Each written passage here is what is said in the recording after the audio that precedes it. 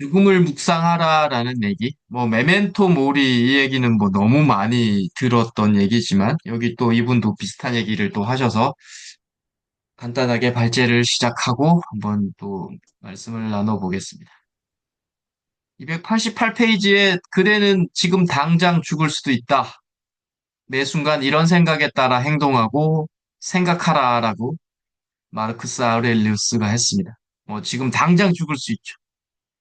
또 이분이 하셨던 말 중에 제가 기억나는 게 이분이 하셨는지 모르겠는데 정말 엄청난 기병대, 뭐 20대, 10대 후반에 20대에 있는 엄청난 그 군인들을 보면서 하셨던 얘기가 쟤네들도 다 100년 뒤면 없어지겠네라는 얘기를 하셨던 기억이 나요. 그러니까 지금 아무리 뭐 엄청나더라도 뭐 거의 다 100년 뒤면 뭐 이 당시에는 100년도 아니죠. 뭐 한 5, 60까지밖에 못 살았던 때니까 한 2, 30년 뒤면 다 없어졌죠. 예전에 했던 말 중에 우리 인생에서 좀 이런 말이 유행했었어. 인생 뭐 있냐? 이 말이 생각이 나더라. 뭔가 이런 얘기하다가 야, 인생 뭐 있냐? 뭐 이런 얘기하면 좀 그 분위기가 싹 그냥 정리되는 분위기였어요. 뭐 안달하거나 집착하거나 이런 모든 것이 살짝 허무하게 느껴지는 느낌을 받곤 했어요. 이게 한 십몇 년 전이었던 것 같아요. 십수년 전에 유행했던 인생 뭐 있냐? 뭐 이런 얘기. 그래서 이런 생각이 좀 개인적으로 들었습니다. 난 내일 죽을 수도 있다는 생각으로 행동한 적이 있나? 근데 좀 있는 것 같기도 해요, 몇 번. 이렇게 영성을 공부하고 하면서. 난 내일 죽을 수도 있어 라고 생각하면서 어떤 행동을 한 적도 있는 것 같고. 그러면 내 안에 이기심이 발동할 때 이런 죽음을 생각하라, 메멘토 모리 말을 좀 떠올리려고 애를 쓰죠, 저도. 뭔가 이기심이 발동할 때. 아, 내일 죽을 수도 있는데 하면서, 그럼 순간적으로 좀 이기심이 사라지고, 내일 죽을 수도 있는데 지금 내가 애착하는 뭐 이런 거 다 그냥 주변에 주자 이런 생각이 확실히 들더라고요. 그래서 이게 죽음을 생각하라는 이런 내용 자체가 삶을 사는데 분명히 특히 이기심을 가라앉히는데 정말 좋은 것 같아요. 저 개인적으로. 그리고 자기 죽음에 대해서 생각할 때 얻는 것들이라고 이 책에서 한 세 가지를 정리해 줬죠. 자만하지 않게 해준다. 그렇죠. 뭐 죽을 건데 뭐 삶이 소중하게 됐기 때문에 좀 자만하지 않으려고 애쓰게 되겠죠. 그리고 가장 두려운 어떤 적에 대해서 두려움을 버리게 되죠. 내일 죽을 건데 뭐 적에 대한 두려움이 없겠죠. 우리가 두려움은 최종적으로는 죽는 거에 대한 두려움으로 우리가 두려움이 인식이 되는 거거든요. 돈을 못 벌면 왜 두려우냐면 결국은 돈을 못 벌고 밥을 못 먹고 서울역에서 뭐, 이렇게 노숙자가 되고 결국 죽는 걸로 가는 거기 때문에 두려운 건데, 이게 없어지는 거죠. 죽음을 생각하면. 피할 수 없는 마지막을 인식함으로써 자명한, 명확한 것만 남죠. 내일 모레 죽을 건데, 뭐, 이상한 어떤 부차적인 이야기로 신경 안 쓰죠.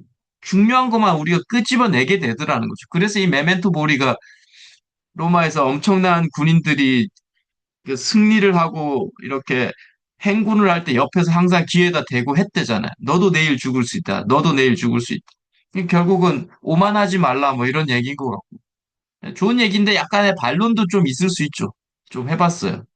죽음을 생각을 하는 거 분명히 좋은데 어떤 사람은 어차피 죽는데라면서 인생 공허한데라면서 자포자기하는 사람도 있더라는 뭐 어차피 죽을 거고 뭐 인생은 공허한데 뭐 하려고 열심히 살아라는 사람이 있더라는 거. 그러니까 똑같은 인생은 공허하고 죽음을 생각하는데 어떤 사람은 이 소중함을 더 애쓰려고 하고 어떤 사람은 그냥 자포자기 하더라는 거. 그러니까 이게 그러니까 메멘토 모리가 모든 게 다 정답이 그러니까 긍정적인 영향을 미치지 않아요. 사람마다 또 다 달라요. 그래서 이제 이런 얘기까지 해줘야 이제 이 저자도 조금 더 깊어질 텐데 이런 얘기는 없으니까 이 친구도 예, 289페이지까지 네. 우리가 태어나기 전에 지나간 모든 시간에 대해 한탄하지 않는 것처럼 우리 죽음 이후에 이어질 오랜 시간에 대해 한탄할 필요가 없다. 우리가 죽으면 그저 태어나기 전과 같은 상태로 돌아갈 뿐이다라고 이야기를 하면서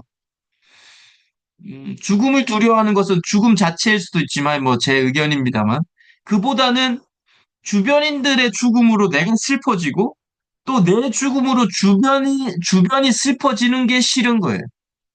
그래서 결국은 슬픔이 싫은 거예요. 우리가 죽음에 대해서 생각할 때. 그러니까 또 지나간 모든 일에 한탄하지 않는다고 하는 거는 이 저자나 이런 상태도 네, 일직선상의 생명을 이야기하고 있지 않죠.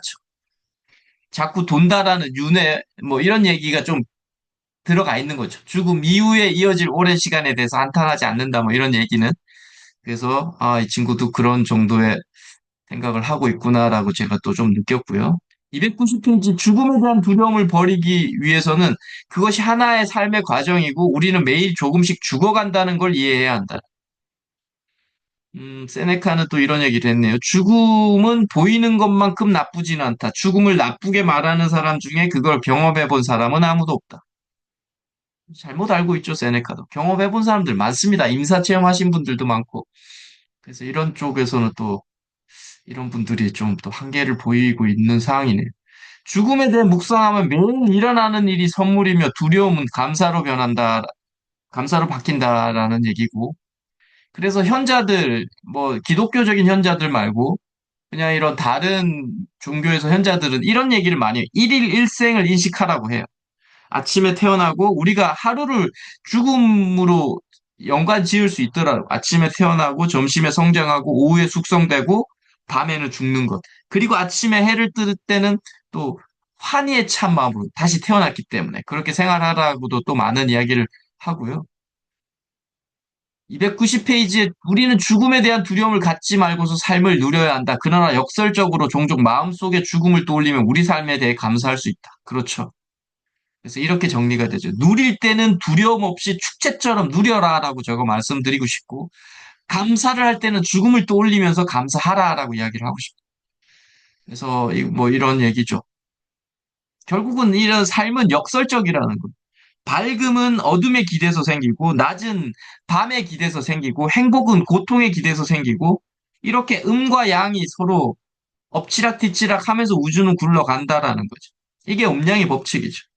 행복할 꽃길만을 걸을 수 없죠. 꽃길을 걸으려면 가시 박힌 거를 경험해야 꽃길의 어떤 감정을 우리가 느낄 수 있기 때문에, 네, 그렇습니다. 291페이지, 죽음을 전혀 생각하지 않는 사람은 산만함으로 시간을 낭비할 가능성이 크다. 네, 또 맞는 것 같고.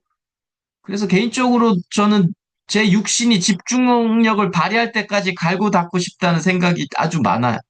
내 집중력이 떨어지면 더 이상 읽을 수도 없고 쓸 수도 없을 거니까. 뭐, 그렇다고 물론 제가 진짜 타이트하게 삶을 살고 있느냐라고 물으면 또 그렇지는 않죠. 되게 느슨하게 살고는 있고.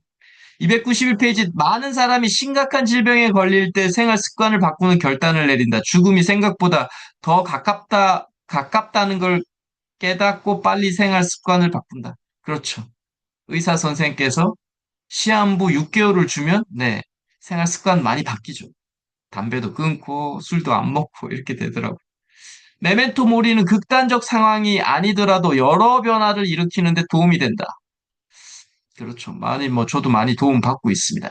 결국 인생 자체는 말기 질환이다. 인생은 죽어가는 거는 또 맞는 얘기니까.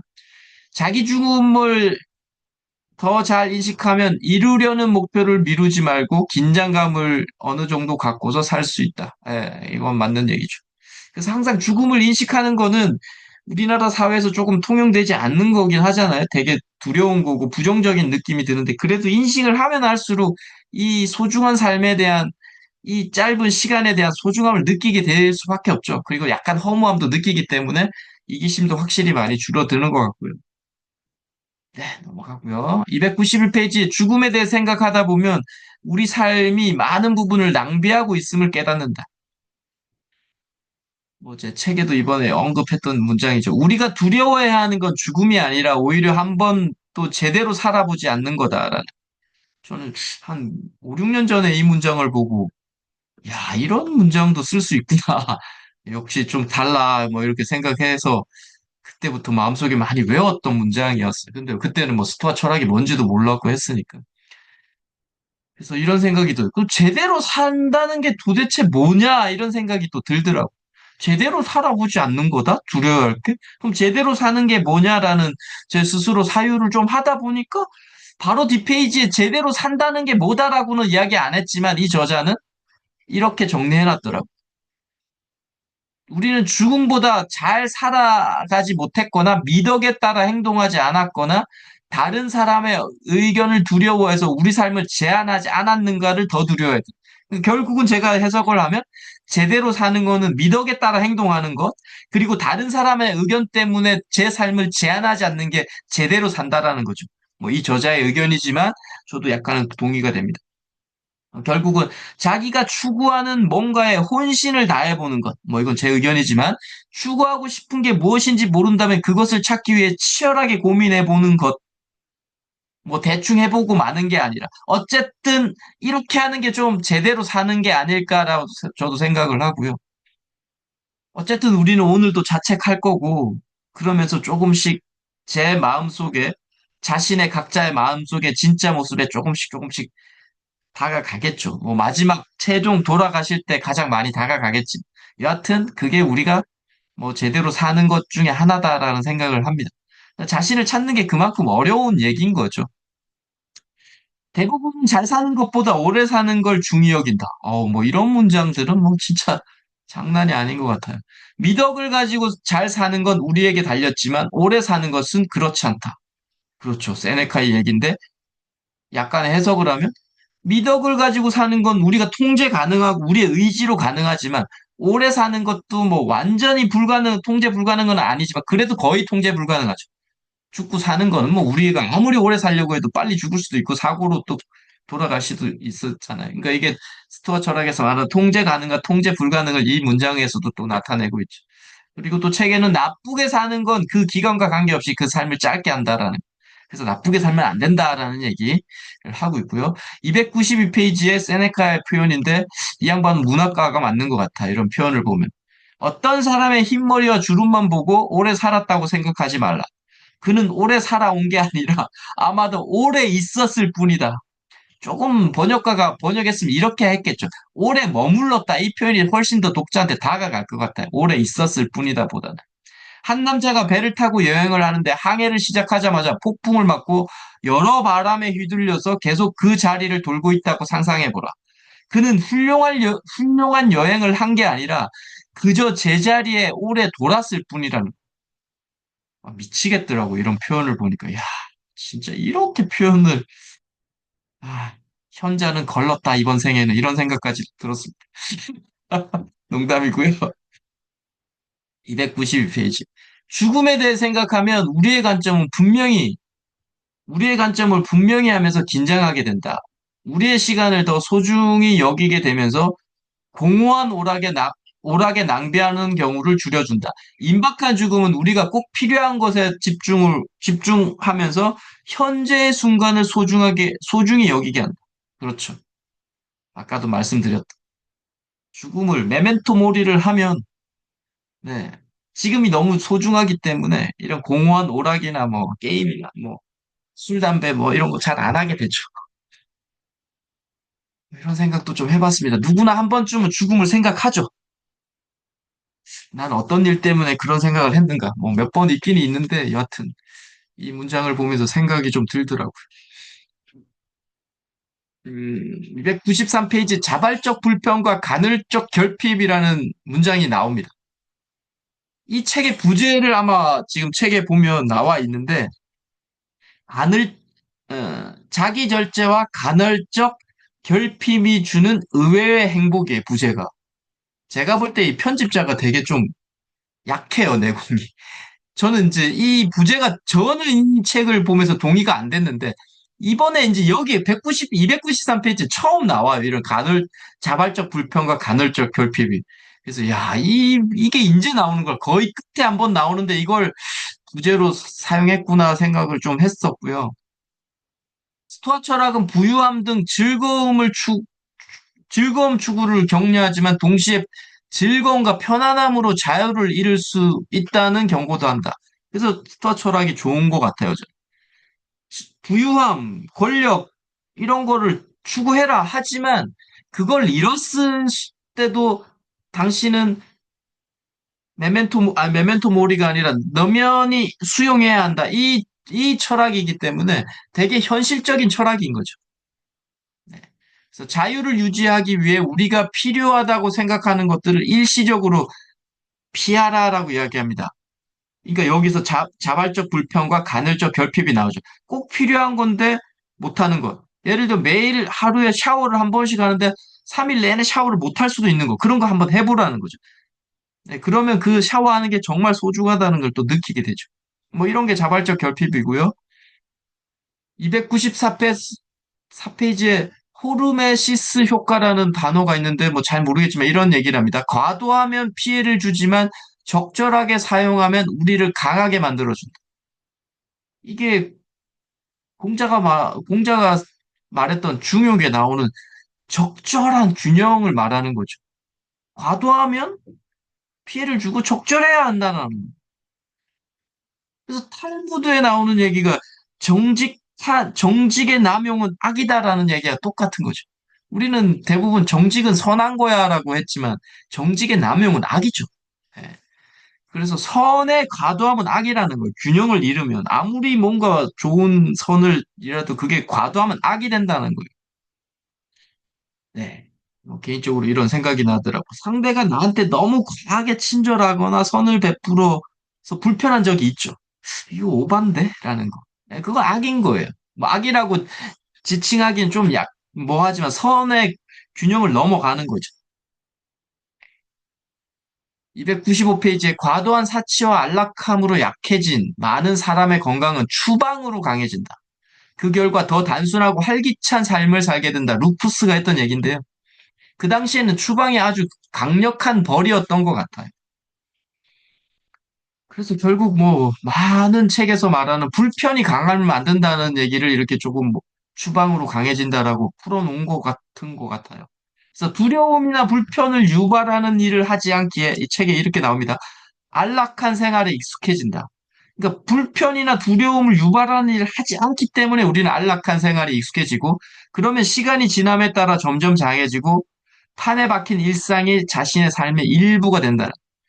그래서 무한 불편함을 우리가 자발적 불편함을 추구해야 한다라는 얘기를 하고 있고요. 296페이지 우리는 자주 안전지대를 떠나 학습의 영역과 성장의 영역에서 일정 시간을 보내야 한다라고 이야기합니다. 이 얘기가 결국 불편함에 직면해야 한다는 거죠. 학습이라는 것은 모르는 걸 배우는 건데 모르는 걸 배울 때는 보통 힘들고 불편한 거죠. 근데 힘들고 불편하지 않으면 지금 학습되지 않는 거예요. 근데 많은 책을 읽는 분들도 잘 읽히는 책만 읽어요. 그건 학습되고 있지 않죠. 그냥 나에 대한 그냥 그 만족감으로 그냥 넘기고 있는 거죠. 뭔가 잘 안 되는 게 학습인 거죠, 결국은. 파라켈수스라는 뭐 로마 히포크라테스라는 분도 비슷한 얘기했죠. 약도 용량에 따라 독이 될 수 있죠. 그렇죠. 뭐 너무 많이 먹으면 독이 되죠. 책에 또 이런 얘기 납니다. 과도한 안락함은 나쁘지만 과도한 불편함도 마찬가지다는 거죠. 그렇죠. 개인의 능력을 고려해 불편함의 빈도수를 점차 높이면서 적절한 용량을 정해야 한다.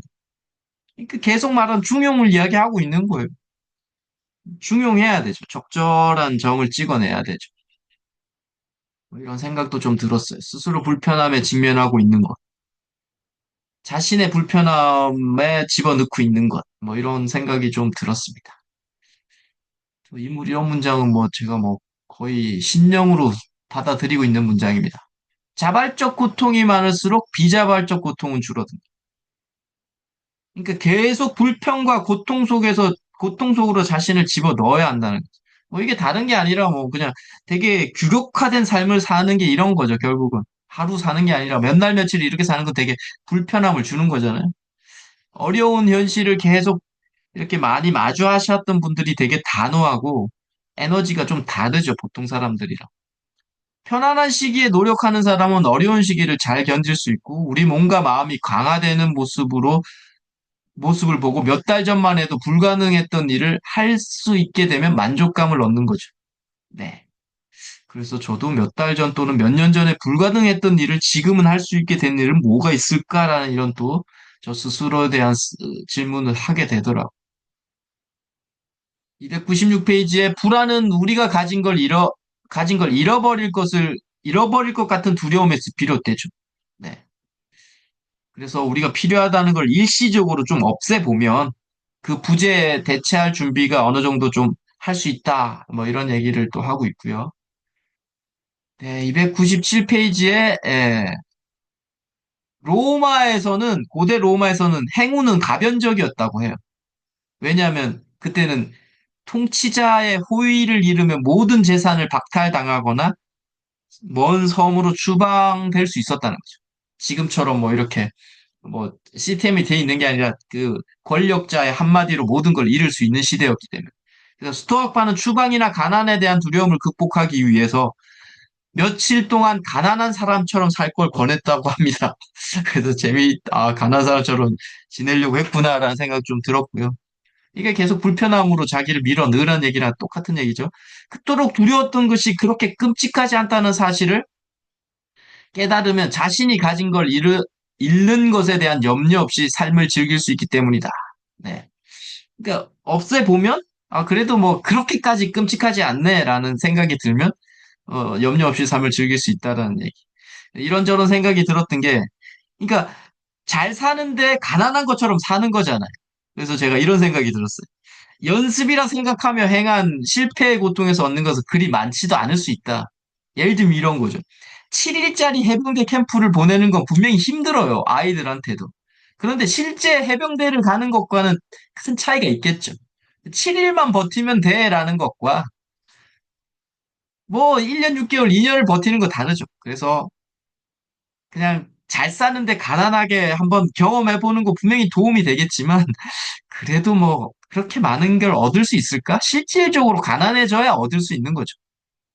그래서 길을 아는 것과 길을 가는 건 그래서 차원이 다른 문제죠. 아는 것과 가는 것은. 뭐 스토아 철학이 2500년 전의 철학이기 때문에 그 당시에 가장 좀 어려운 거는 단식과 밥을 굶는 것과 추위였답니다. 그래서 간헐적 단식으로 음식 단절의 두려움을 해소할 수 있었고 간헐적 추위를 견딜 수 있다는 자신감을 얻을 수 있다라고 합니다. 그래서 봄, 여름, 가을이 고대에서는 괜찮은 계절이고 겨울은 죽음에 이르렀어요. 추위는 거의 다 사람을 죽게 하는 거기 때문에. 뭐 개인적으로 뭐 찬물 샤워를 조금씩 해보고는 있는데 여름이라 아직은 잘 하고 있습니다. 추위는 스토아 철학에서 가장 많이 언급되는 스트레스 요인이에요. 원시 시대는 추위는 곧 죽음이었고요. 그래서 태양은 신이었어요. 겨울에 태양은, 아침에 뜨는 태양은. 밤새 추위를 견디고 아침 태양을 딱 맞았을 때 그 원시인들이 했던 얘기가 이거, 오늘도 나는 살 수 있다. 오늘 살았구나라고 이야기를 한다는 거예요.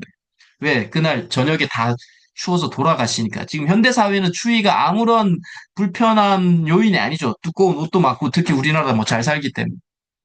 네, 겨울은 죽음이었다고 합니다. 자발적 불편함, 네. 삶에서 중요하고 필수적인 것들이 정말 적다는 걸 가르쳐 주고요. 자발적 불편함은 삶에서 경험하는 많은 문제들을 우리가 더 이상 놀라지 않게 해주고, 우리에게 남은 걸 빼앗음으로써 우리가 그걸 벗어 던질 수 있게 해준다. 그래서 계속 자발적 불편함으로 들어가라. 불편하게 살아라, 힘들게 살아라는 얘기를 하고 있고요. 298페이지 결핍은 더 큰 즐거움을 준다. 일정 기간 금식하면 음식의 맛이 좋아지고 추위에 노출된 후에 집의 따뜻함을 더 즐길 수 있죠. 뭐 우리가 다 경험하고 있죠. 우리는 좋은 일이 생길 때마다 기쁨을 경험하지만 그 새로운 일은 금방 평범한 일이 되고 그 결과 감사를 멈추게 되죠. 예. 좋은 일을 뭐 다 경험했잖아요. 뭐 샀으면 집을 샀거나 차를 사면 한 일주일 타면 뭐 그 차의 기쁨은 없어지듯이 그래서 평범한 일이 되고 감사를 멈추게 된다는 얘기. 일시적으로라도 이러한 요소를 제거하면 우리가 가진 것에 대해서 더 생각하고 부족한 것에 대해서는 덜 생각할 수 있다지. 예, 뭐 차가 갑자기 없어졌다. 그러면 아마 차를 몰 수 있는 게 얼마나 지금 이게 감사한지 또 느끼게 되죠. 299페이지의 마지막, 네, 우리가 가진 걸 잃고 나서야 우리는 비로소 우리가 가진 걸 알게 되죠. 건강을 잃고 나서야 이 건강함을 좋아하게 되는 거예요, 감사하게. 가진 것 중 일부를 자발적으로 잠시 잃어보는 것, 그것들을 더 소중히 여기는데 도움이 된다. 네. 그래서 개인적으로 자발적으로 잃어본 적이 있냐라는 질문도 해봤는데, 네, 저는 어떻게라도 뭐 저도 힘든 두 가지 길이 있으면 조금이라도 힘든 길을 가려고 애를 쓰는데 뭐 그러지는 못하죠. 계속 그래도 편한 길을 찾는 게 본능이기 때문에 그렇게 가고 있습니다. 네, 이상입니다. 소장님은 또 어떻게 읽으셨는지 의견을 좀 듣고 싶습니다. 수고하셨습니다.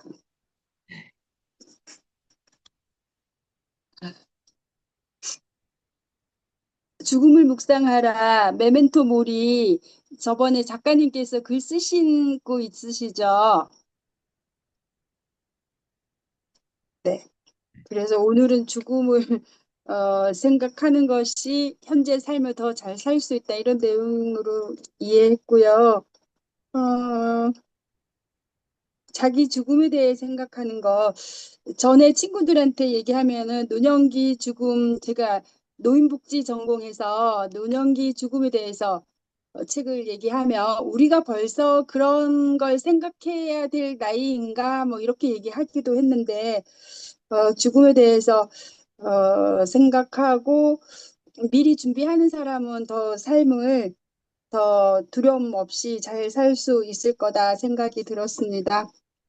네, 그리고 어, 그다음에 넘겨서 290쪽에, 네, 290쪽에 아침에 일어날 때마다 살아있고 숨쉬고 생각하고 사랑할 수 있다는 소중한 특권에 대해 생각하라. 마르쿠스 아우렐리우스. 네.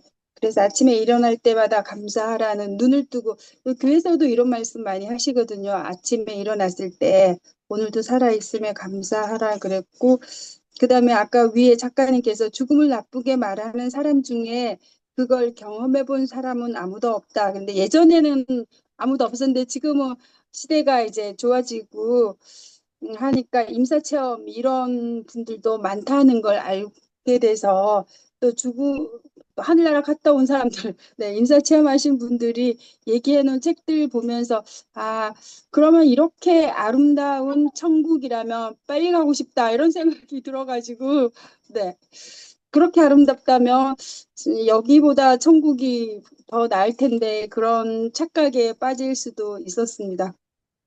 그리고 작가님 책에서도 세네카 씨 거기에서도 우리가 두려워해야 하는 건 죽음이 아니라 오히려 한 번도 제대로 살아보지 않은 것이다. 이 문장이 굉장히 멋진 말이라 생각되는데 여기에서 나왔습니다.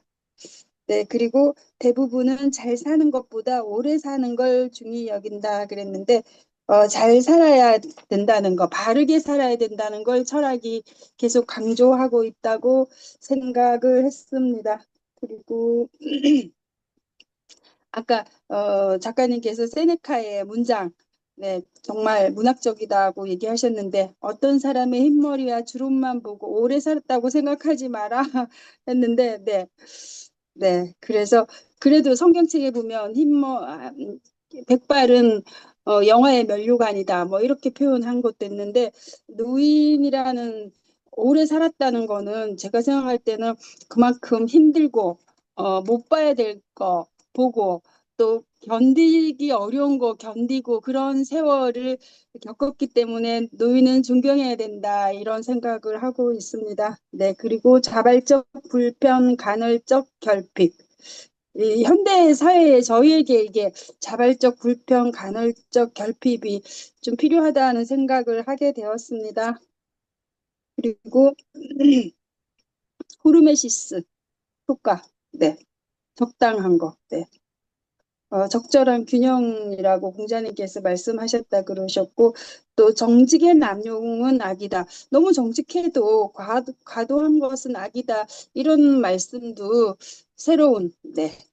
우리는 정직해야 된다, 착해야 된다, 이렇게 강조하는데 너무 정직해도 과도한 거는 안 된다, 악이다, 이렇게 얘기해 주셔서 스토아 철학이 깊이가 있다, 이런 생각했습니다. 그리고 짧은 금식 건강을 개선한다고 했고, 네. 그다음에 자발적 불편, 더 편안함을 추구하고 평안을 추구하는 저희에게 자발적 불편, 간헐적 결핍, 네. 이런 것이 더 건강하고 행복한 삶을 살 수 있게 만들어준다고 생각이 들었고요. 자발적 고통이 많을수록 비자발적 고통도 줄어든다고 했는데, 제가 양평에 2주 동안 가서 지난주에는 너무 자발적 고통, 네, 너무나 노동을 극한 노동을 너무 많이 해가지고 지금도 오늘도 병원 갔다 오고 또 일주일 동안 나흘을 연차를 내서 어, 이렇게 여기저기 다니느라고 지금 약 먹었는데도 또 진땀 나고 네, 그래서 계속 땀을 닦고 있는데 의사 선생님께서 내일 휴가 내라고 그러셨는데 지난주에 4번 휴가를 냈기 때문에 오늘 내일 휴가 내기 어렵습니다. 그랬더니 좀 잘 쉬라고 약이 안 낫는 게 아니다. 환경이 쉬지 않은 환경 너무 과하게 네, 자발적 고통이 저한테 너무 과했기 때문에 이런 심한 감기 증상이 왔다고 생각합니다. 네. 그래서 어, 양평 가서 비 오는 날, 토요일, 저희 동생도 직장 다니기 때문에 비 오는 토요일 날 밖에 일할 시간이 없다 생각해서 비를 맞고 고구마 캐고, 고구마 줄기 따고, 고추, 따고, 고추잎 따고 해서 사람들 막 나눠주려고 욕심을 너무 많이 냈어요. 제가 욕심도 많고, 네. 그래서 고구마 줄기 안 껍질 안 벗긴 거 한 봉지 갖다 줬더니 안 먹는다는 거예요.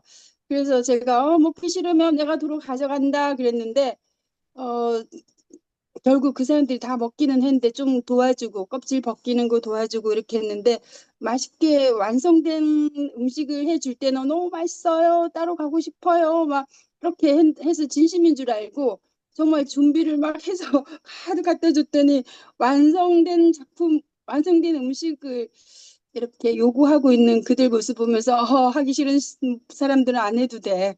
먹기 싫으면 안 먹어도 돼. 근데 결국 다 먹게 되고 그렇게 하는 거 보면서 깜짝 놀랐습니다. 저는 아파가지고 이렇게 힘들어 하고 있는데, 그래서 너무 과하게, 아까도 선이 과하면 악이다 그랬는데, 저의 과한 선이 저의 몸에 악이 되고 있다고 생각합니다. 네.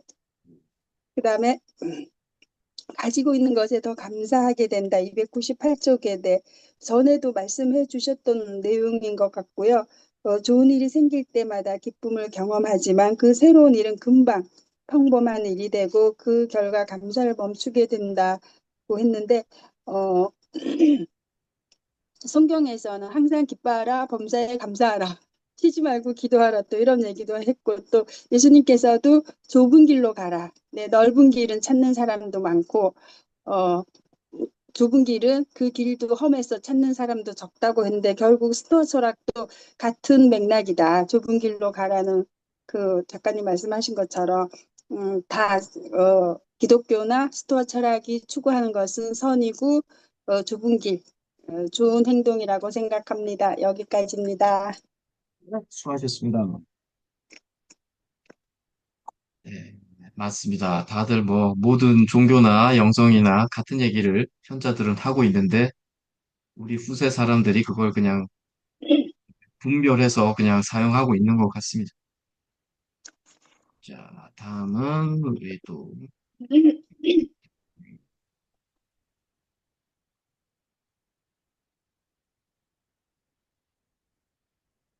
네.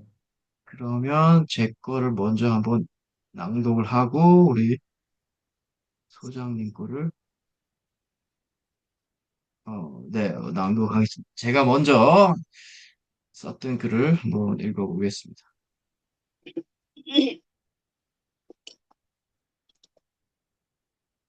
자기 규율, 깨달음의 관문. 뜨겁게 달아올랐던 여름이 물러나고 강변에는 서늘한 기운이 내려앉았다. 아침이면 옅은 물안개가 강의를 덮어 조용히 일렁이고 버드나무 가지는 유연하게 강물 위에 그림자를 드리웠다. 제이와 빛은 천천히 걷다 벤치에 앉았다. 제이가 빛을 쳐다보며 말한다. 많은 사람 마음속에는 따르고 싶은 영웅이 있는 것 같아. 그런데 지혜로운 사람일수록 찾는 영웅의 수준도 높아지는 것 같아. 빛이 재밌다는 표정을 지으며. 그렇지. 영웅이라는 건 결국 내가 가장 소중히 여기는 원칙과 미덕을 한 몸에 지닌 존재니까. 우리는 본능적으로 무엇을 하기 전에 나보다 훨씬 훌륭한 누군가의 전례를 떠올리고 따라가려 하지. 제이는 잠시 벤치에서 일어나 두 손으로 허리를 잡으며 말한다. 위인과 본부의 차이를 만드는 것은 뭐야? 빛도 잠깐 일어나 먼 강변을 바라보며 자신을 다스리고 통제할 수 있느냐지. 평범한 이들은 자신을 잘 다스리지 못하는 경우가 많아. 스스로를 다스리지 못하면 자신의 자아를 이끌 리더도 될 수 없어. 빛이 말을 이었다. 자기 마음을 다스리지 못하면 능력을 지혜롭게 쓰지도 못하고 가치 있는 일에 헌신하지도 못해. 심지어 단순한 자기 개발조차도 힘들지. 결국 자립할 수 없게 돼. 제이는 멀리 산등성이 위로 흘러내리는 구름 그림자를 바라보며 말한다. 선을 행하고 싶어 하면서도 행동으로 옮기지 못하는 사람의 마음속에는 어떤 갈망이 있는 걸까? 빛이 잠시 생각한 뒤 깨달음에 대한 갈망이지. 혼탁한 세상에서 올바로 나아갈 수 있는, 아니, 그냥 서 있을 수라도 있는 길은 단 하나야. 자기 자신을 다스리고 규율을 세우는 거야. 이게 혼란으로 가득한 세상을 바로잡는 유일한 길이야. 자기 규율이라는 과제를 외면하면 언젠가는 강제로라도 직면해야 할 때가 와. 우리가 겪는 고통의 대부분은 자기 규율을 지키지 못해서 생긴 거야. 제가 다시 물었다. 왜 규율을 세울 수 없는 거지? 나도 세우고 싶은데? 빛이 말한다. 자기 앞에 떨어진 문제를 해결해야 해. 이것을 해결해 본 적이 없기에 계속 헤매는 거지. 자기를 다스릴 줄 알아야 좋은 까르마도 만들어낼 수 있지. 제이는 알았다는 듯한 표정으로. 결국 자기 규율과 동시에 행동 없이는 아무것도 이룰 수 없다는 말이네. 가만히 앉아 있으면서 천국이나 극락에 이를 수 없는 것처럼 말이야. 빛이 확신에 찬 목소리로 말한다. 맞아. 의지와 동기가 있어야 행동이 나오고 그 행동이 삶을 바꾸지. 지식도 마찬가지야. 아무리 많이 알아도 삶 속에서 지혜로 변환되지 않으면 무용지물이야. 공덕으로 전환시킬 때 많은 문제 해결의 길이 열리지. 낮의 햇살은 아직 따스했으나 저녁이 되면 서늘한 바람이 불어와 긴 여름의 열기를 말끔히 거두어 강둑에는 코스모스가 흔들리고 곳곳에서 풀벌레 소리가 고요한 공기를 채웠다. 제이는 어렵다는 듯한 표정을 지으며 공덕이라. 불교에서 많이 쓰이는 말이지. 공덕은 단순한 선행이 아니야. 신념을 증명하는 행동이지. 내가 신선하다고 여기는 것을 실제로 행하고 성취하는 것. 공덕은 결점을 지어가는 힘을 가지고 있어. 우리가 공덕을 쌓을 때마다 통찰력이 깊어지고 시야는 넓어져. 빛이 말을 이었다. 공덕은 내가 할 수 있는 최선을 다하겠다는 다짐과 동시에 최선이 아닌 것은 기꺼이 포기하겠다는 자기 검열의 일부야. 자기를 다스릴 줄 아는 사람은 선택의 갈림길에서 늘 자신과 타인에게 가장 좋은 것을 택하지. 이런 신념이 정착되면 삶의 문제도 자연스럽게 해결되기 시작하지. 이번 생이 아니면 최소한 다음 생에서 해결되지. 이런 신념으로 생활하는 행동이 인격을 개발하는 거야. 제이도 바람 소리를 들으며 낮은 목소리로 물었다. 하지만 이 모든 게 결국은 우주 법칙 안에서 돌아가는 거겠지? 그렇지. 인간은 우주적 절차에 의해 태어난 존재야. 우주는 모든 원인을 알고 있지만 인간은 모를 수도 있어. 그 절차는 필연적이고 보편적이야. 저항해봐야 소용없지. 우주의 법칙을 따라야만 우리가 원하는 행복과 평온을 얻어. 이런 것은 수능 속에서만 얻어져. 제이는 또 다른 질문을 던지다. 그러면 과학은 그 이해를 돕는 역할을 할 수 있겠네? 빛이 고개를 들어 파란 하늘을 올려다보며 물론이지. 과학은 우주의 법칙을 측정하고 관찰하고 설명할 수 있어. 거기서 인간과 우주의 관계까지 규명할 수 있지. 중요한 건 과학이 새로운 종교를 만드는 게 아니라 다양한 관점을 우주 법칙이라는 보편성 속에서 통합하는 데 기여하는 거야. 제이가 확신에 찬 목소리로 말한다. 과학자들이 미디어에 자주 나오는 이유구나. 휴 하며 빛이 짧은 한숨을 내쉬며 말한다. 그런데 가끔 과학이 선과 악을 판단하는 경우도 많아. 세상을 발전시킨 건 과학이고, 그래서 대중들은 과학이 하는 말을 최우선으로 생각하지. 문제는 과학은 인간의 마음작용을 연구하는 분야가 아니라는 거야. 이걸 가장 깊이 연구하는 곳은 영성, 종교, 철학이지. 물론, 이런 분야에서도 제대로 연구하는 사람이 그리 많지 않아. 인간이 하는 모든 일을 평가하고 최후의 심판을 내릴 수 있는 주체는 자연과 우주의 법칙뿐이야.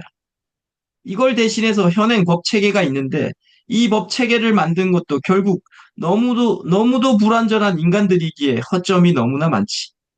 빛이 긴 한숨을 쉬었다. 제이가 앉아서 서 있는 빛을 존경스러운 눈빛으로 쳐다본다. 우주에 순응한다는 것, 이게 무슨 의미야? 어떻게 실천할 수 있는 거지? 빛이 말을 이었다. 우주에 순응하는 것은 자기 마음 속에서 올라오는 깊은 생각, 자신만을 위한 사리사욕을 떨쳐내고 타인과 자신에게 가장 유리한 것이 무엇인지 라고 생각해서 건져낸 것들을 따르는 거야. 한마디로 양심과 상식을 따르는 것이지. 세상사를 이익 대신 우주의 관점에서 바라보기 시작하면 까르마의 짐도 조금씩 줄어들어. 인간은 성장하면서 우주의 법을 인지해. 그러고 나면 올바른 일을 해야 한다는 충동이 내면에서 생겨나지. 또 법칙을 따라야 한다는 책임감을 갖게 되지. 빛이 말을 이었다. 성장하고 싶다는 욕망도 강해져. 그래야 올바른 생각과 행동을 실천할 수 있거든. 그게 깨달음이야. 둘은 잠시 말을 멈추고 붉게 물들어가는 하늘을 바라보았다. 제이가 말한다. 나에게 닥친 상황을 해결하려면 자기 규율을 확립하고 양심적, 상식적으로 실천을 통해 나와 남을 이롭게 하는 거네? 빛이 제이의 말에 놀란 표정을 짓는다. 와, 너 정말 엄청나게 성장하고 있어. 결국 지혜란 지혜를 발견하는 거야. 진리를 발견하는 거야. 자신을 우주의 섭리에 맞추는 것이 자기 규율이지. 문제를 피해서는 해결할 수 없어. 문제를 해결할 수 있는 유일한 방법은 문제보다 더 크게 성장하는 거야. 그래야 뛰어넘을 수 있지. 문제를 해소하는 게 아니라 문제를 감당하는 거지. 제이가 의기양양하게 말한다. 법을 알았으면 따를 책임도 생기는 거네. 빛은 미소 지으며 고개를 끄덕였다. 그렇지. 우주의 법칙을 준수하면 행복이 쌓이고 깨면 불행이 쌓여. 그것이 단순하면서도 변함없는 진리야. 제이와 빛은 강변 너머 어스러움 속으로 사라져가는 햇살을 본다. 맑아진 강물은 하늘빛을 고스란히 비추었고 저녁 노을은 은빛 물결 위에 잔잔히 번졌다. 뜨거운 여름의 기운은 사라지고 강변에는 계절의 전환을 알리는 선선한 바람이 길게 머물렀다. 네, 이상입니다. 수고하셨습니다. 네, 제가 여기 좀 전에 나에게 닥친 상황을 해결하려면 자기 규율을 확립하고 양심적, 상식적으로 실천을 통해 나와 남을 이롭게 하는 거네. 빛이 제 말에 놀란 표정을 짓는다. 이제 와, 너 정말 엄청나게 성장하고 있어. 이제 이렇게 하면서 네, 나와 남을 이롭게 하는 게 그 홍익인간 이념 그 생각했습니다. 네. 그런 거하고 같은 맥락일까 생각해 봤고요. 그다음에 저 위쪽에서 영웅 이야기가 나와서요. 네, 많은 사람 속에 마음 속에는 따르고 싶은 영웅이 있는 것 같아. 이제 이렇게 얘기했는데 하셨는데 영웅이라는 단어 어제 저녁 교회 설교에서 우리는 믿음의 영웅이 될 수 있다는 이런 얘기 하시면서 설교 내용이 굉장히 마음에 와닿았는데요. 영웅 그 여리고 견고한 여리고성 우리 삶에서도 무너질 수 없을 것 같은 그런 문제 여리고성 같은 문제가 있지만 사람들은 안 된다고 하는데 하나님은 가능하다 이런 내용이었는데 영웅이란 단어와 네, 어제 설교 말씀이 생각났습니다. 네, 감사합니다. 자, 우리 소장님이 쓰신 글을 그러면 이제 읽고 네, 한번 읽어봐 주시기 바랍니다. 아픔과 고통, 길을 막는 장애물이 길이 된다. 항상 편안하게 살며 아픔 없이 지나가는 것은 자연의 나머지 절반을 무시하는 것과 같다. 세네카. 매미 울음소리가 한창 뜨겁던 한여름 오후, 그녀가 처음 상담소를 찾아왔던 날이다. 중학교 교사가 상담소에 먼저 전화를 하여 상담을 요청하였다. 학부모인데 자녀와 소통에 어려움이 있어요. 말하자면 미혼모 엄마가 중학교 1학년 때 아들을 낳았고 아들은 지금 중1이거든요. 상담이 가능할까요?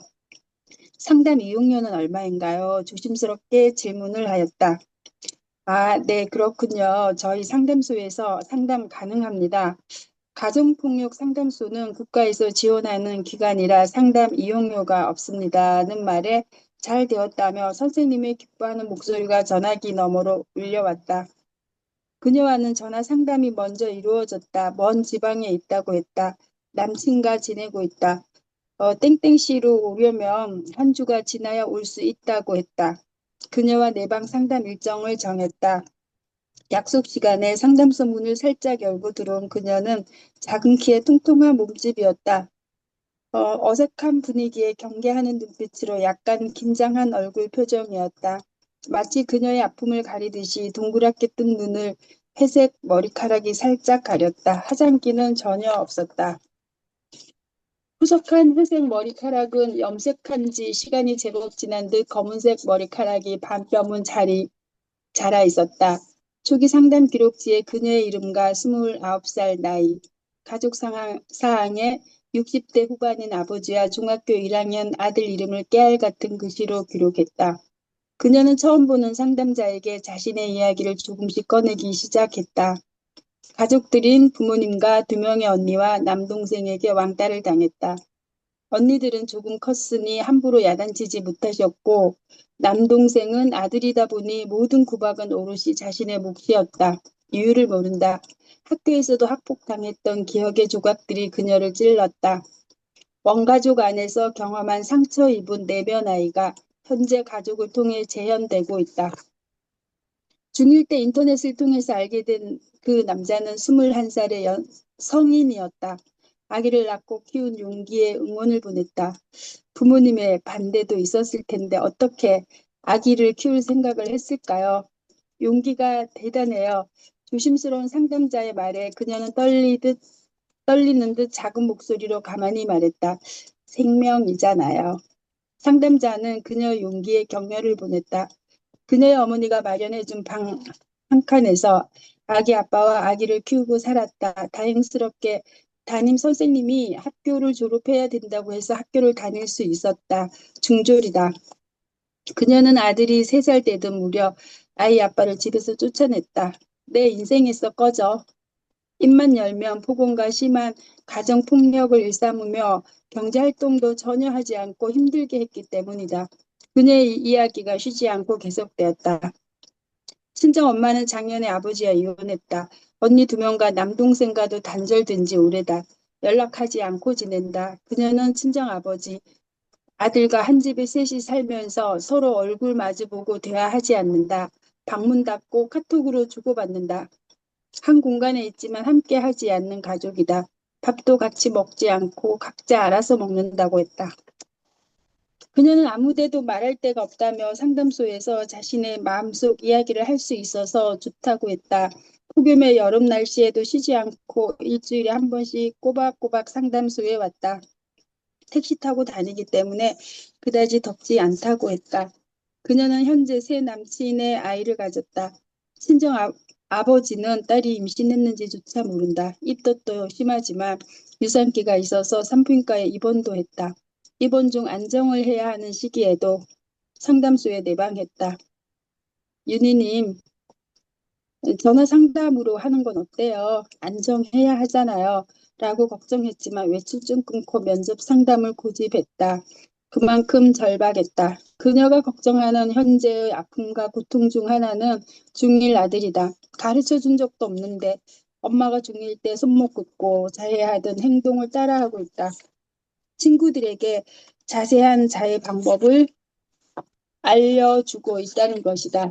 지난 봄에 인터넷을 통해 알게 된 아들 친구가 보낸 문자를 잠을 자고 있느라 확인하지 못했다.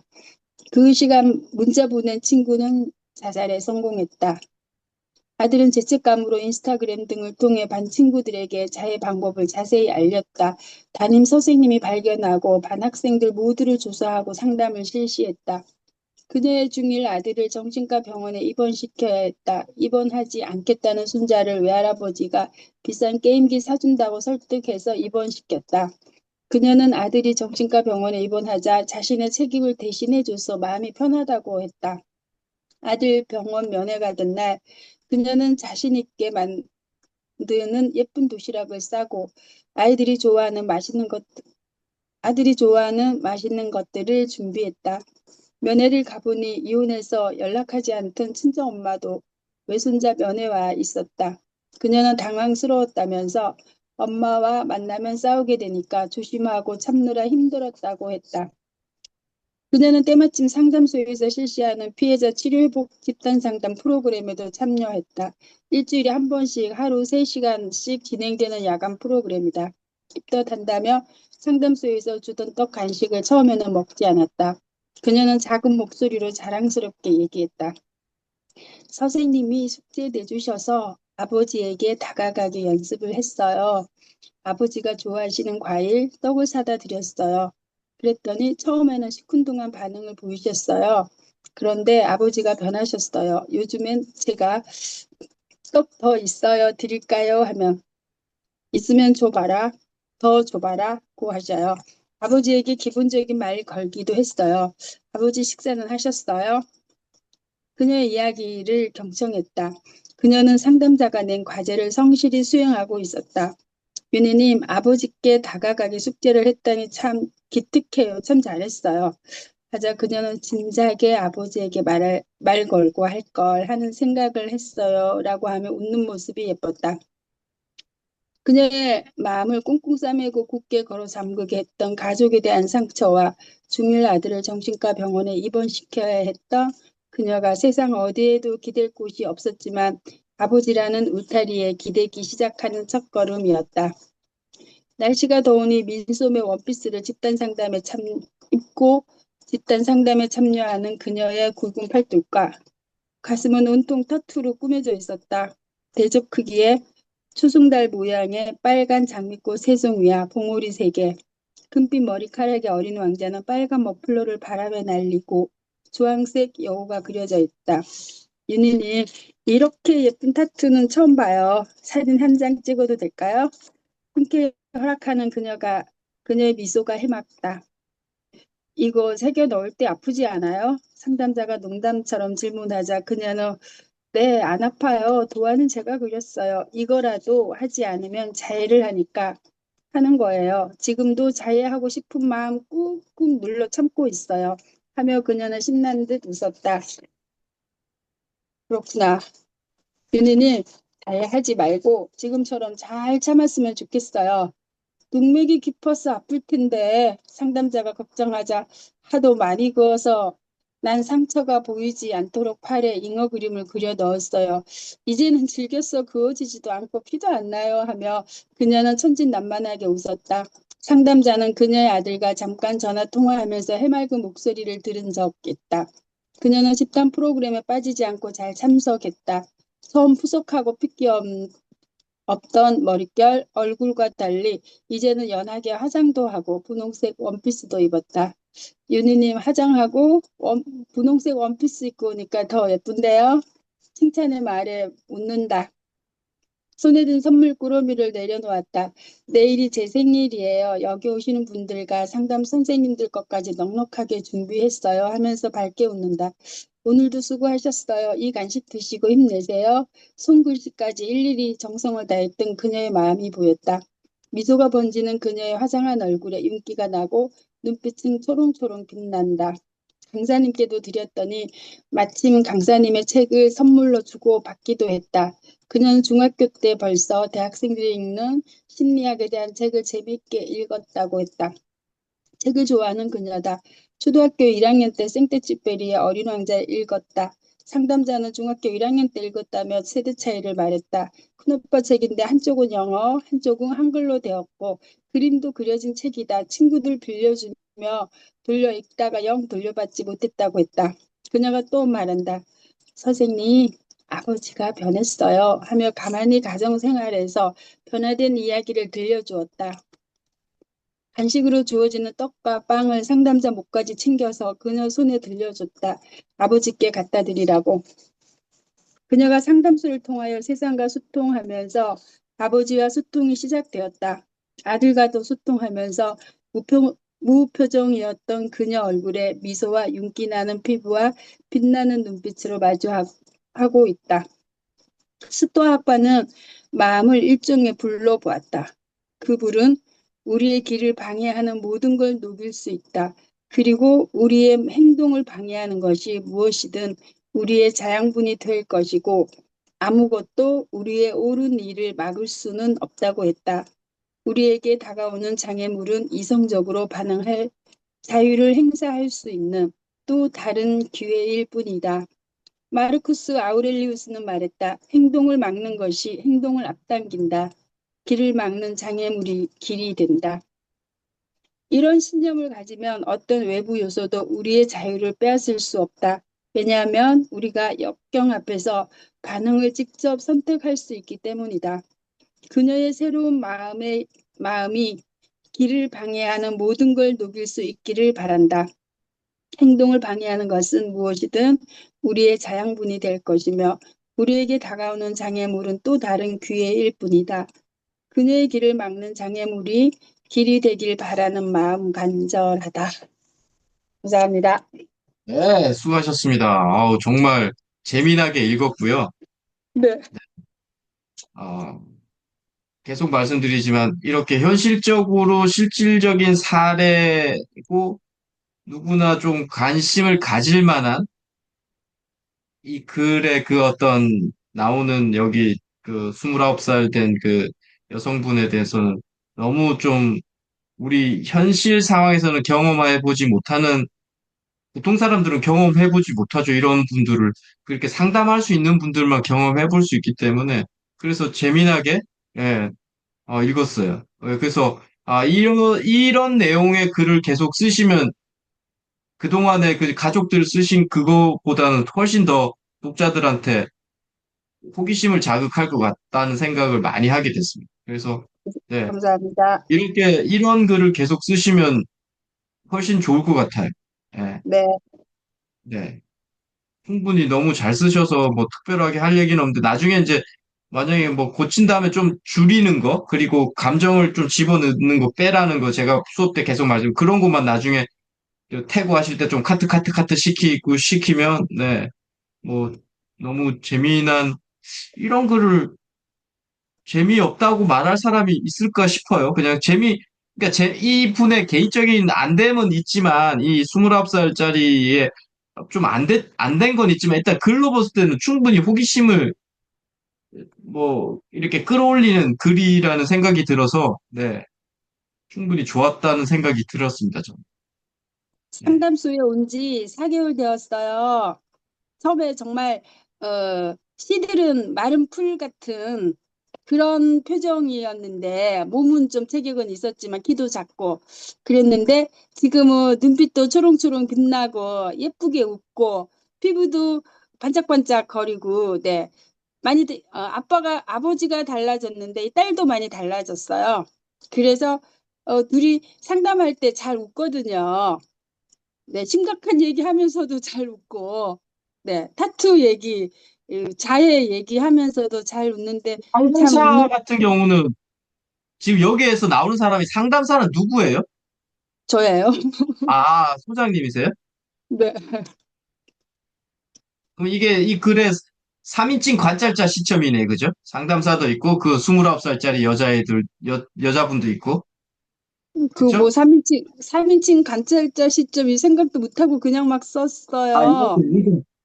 제가 네, 이제 그 느끼기에는 네, 중간에 네, 중학교 교사 상담소에 먼저 해서 네, 했는데 그분이 이제 뭐 이렇게 말했다니까 이게 네, 네, 제가 이 중학교 교사 상담소의 상담사인가 뭐 이런 이제 순간 좀 관점이 조금 제가 읽다가 헷갈려서 일단 여하튼 상담사는 소장님이시고 그분은 이제 이렇게 에, 소개해주고, 네, 상담 그렇게 가능한 해서 이제 친구. 이렇게 3인칭 뭐 어떻게 보면 관찰자는 아니고 약간 3인칭 전지적 시점 그분의 마음속까지 조금 더 들여다볼 수 있는 그 시점으로 이렇게 글을 쓰신 건 충분히 잘 쓰셨어요. 재밌어요. 이런 글을 계속 쓰시면 될 것 같아요. 특별하게 할 어, 얘기도 별로 없어요. 나중에 좀 감정 빼고 좀 삭제시키고 이 정도만 하시면 될 것 같아요. 네, 이런 글을 계속 어떻게, 쓰십시오.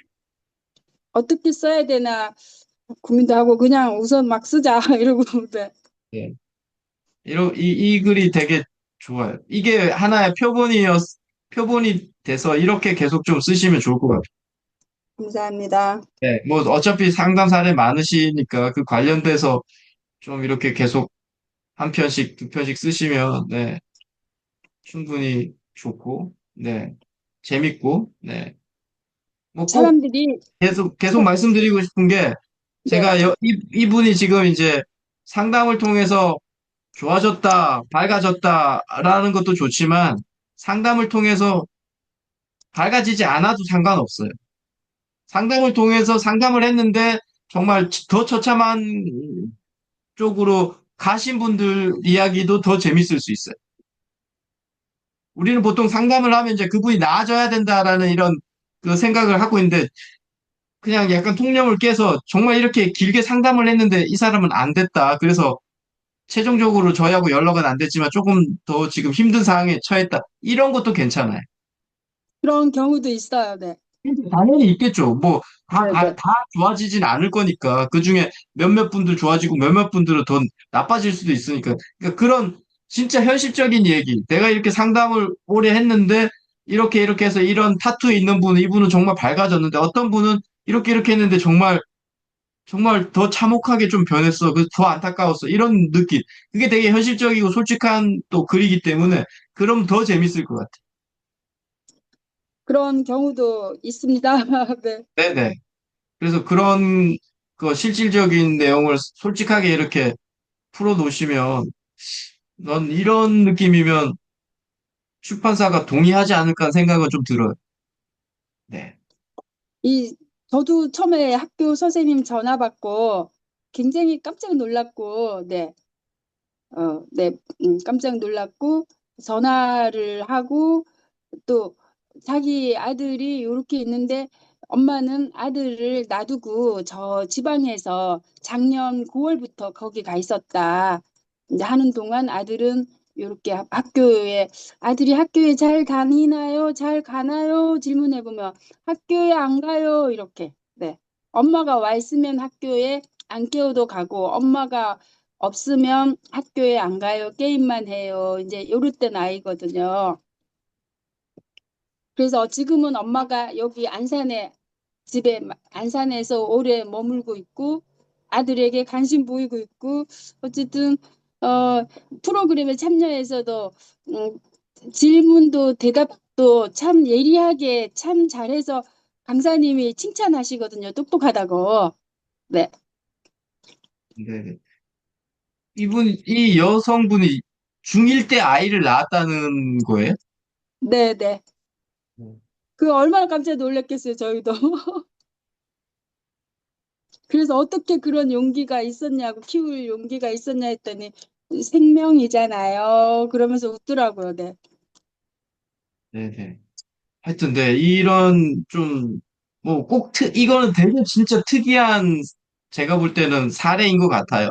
이 네. 여성분의 사례는 중1 때 이런 얘기, 아이를 낳는 얘기는 정말 몇 안 될 것 같고, 네. 지금 많은 다른 상담 사례는 뭐 이렇게 막 특이하지 않더라도 그냥 일반적으로 그냥 우리가 알고 있는 일반적인 그런 얘기도 이렇게 좀 담아내셔도 돼요. 꼭 이런 얘기들만 안 찾으셔도 된다는 거 말씀드리고 싶은 거예요.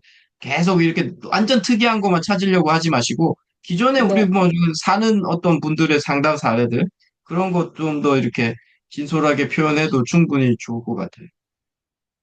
근데 실제로 특이한 게 참 많다는 걸 아니, 깜짝 그러면, 놀랄 만한. 예, 네. 그러면 특이한 거 위주로 계속 쓰시면 돼. 예, 근데 이제, 네. 저는 이제 중일인데 아이를 낳는 이런 경우가 정말 드물 것 같다는 생각이 들어서, 여튼 그러니까요. 너무 또 특이한 거 찾으려면 또 소재가 부족할 있을 수도 있겠다 싶어서 제가 그냥 지뢰로 말씀을 드린 거예요. 네, 꼭 너무 특이한 걸 안 찾으셔도 된다. 근데 특이한 사례가 많으면, 예, 특이한 사례를 계속 하시는 게 더 유리하긴 훨씬 유리하죠. 그래야지. 왜냐면 중1짜리가 아이를 낳았다는 것 자체만으로도 그냥 너무나 이거는 그 그 글로 봤을 때 독자의 호기심을 자극하는 얘기이기 때문에 예, 네. 충분히 좋죠. 네. 저는 처음에, 수고하셨습니다. 네. 그래서 저는 처음에 이거를 쾌락을 좋아하다가 이렇게 나쁜 길로 고통을 당하는 이쪽으로 가야 되나 하다가 이렇게, 네. 이게 맞는 것 같아서, 네. 네. 쾌락 때문에 이런 건 아닌 거, 쾌락을 몰랐을 것 같고, 그때는, 네. 그렇죠. 그냥 일단은 뭐 그 상담 사례를 그냥 지금처럼 이렇게 그대로 감정이 좀 많이 있긴 있는데 지금 나중에 그 고치면 되니까 그냥 그대로 담담하게 이렇게 관찰한 느낌을 이렇게 표현해 놓으시면 돼요. 그러면 충분히 좋을 것 같습니다. 감사합니다. 네. 자, 오늘 여기까지 하고 다음 주는 네, 311페이지까지 하면 될 것 같습니다. 네. 네. 그때 월요일인가요, 작가님? 그렇게 하시죠, 일단. 네네, 이번, 감사합니다. 네, 네네, 월요일 날로 뵙는 거 하시죠. 아, 네, 아니다, 아니다. 그러면 안 된다. 네, 아니고요. 네, 화요일로 하시죠. 23일. 네, 네, 알겠습니다. 23일 날로 좀 해주시죠. 네, 그러시면 그때 감사합니다. 또 뵙고 지금처럼 계속 글 쓰시면 될 것 같습니다. 감사합니다, 작가님. 네, 화이팅입니다. 네, 감사합니다.